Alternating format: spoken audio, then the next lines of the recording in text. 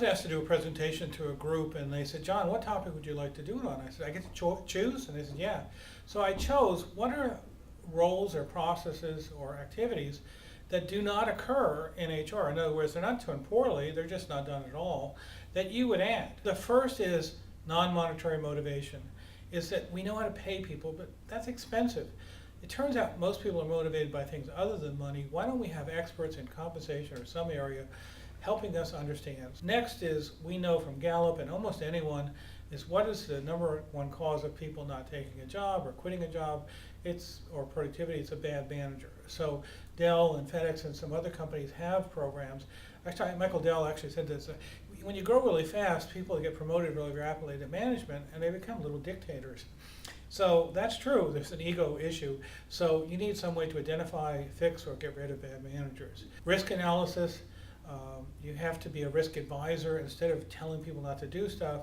Like a financial advisor, you don't say don't buy the stock, you just say this is 20% chance, or the ROI is this. So instead of saying no, stop saying no, start being a risk advisor. Failure analysis, we fail all the time.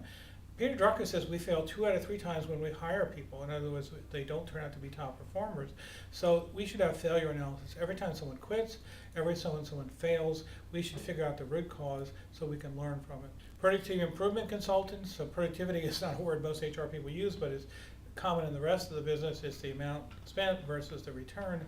We should have productivity improvement measures, and more importantly, consultants that can go to a department, go to a manager and say, you want to increase your productivity, your output, your quality, here are the practices. Smoke detectors or alerts, those are warnings. So, if Tigerwood was available, nobody would tell you. If you knew someone, I knew someone that they were getting ready to quit and they called up 401k and tried to find out their balance, and the person never told us that they were going to quit. And I said, why not?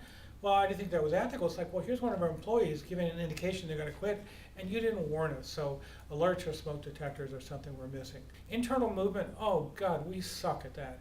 Is that we allow people to volunteer. So Michael Jordan volunteered to leave basketball, go to baseball. He was horrible. What we need is directed movement. So companies like Booz Allen or Microsoft, no, they direct you and say, no, you can go wherever you want, apply for a job, but this is where you'd produce the most. And certainly you don't want people moving into a business unit you're going to sell, and so you want the Michael Jordans to be directed, not allowed to move into baseball.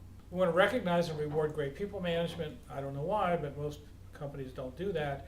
Is we own compensation, we own performance appraisal, we should make it part of their bonus. You can't be promoted, you can't get your bonus unless you have great people management practices and results. Integrated solutions. So all of business, if you look at end-to-end solutions are integrated, everywhere there's beginning and end, there's solutions that are tied together. So an integrated solution means that if some manager comes in and says, I need improvement in quality, improvement in satisfaction, improvement in cost, you'll say, I have a solution, but it won't be training and then go to development and then go to compensation. It'll be an integrated solution, a single solution, one-stop shopping. Lean HR is, there's lean business, which is operating under strict cost constraints. How do you minimize cost? How do you maximize quality?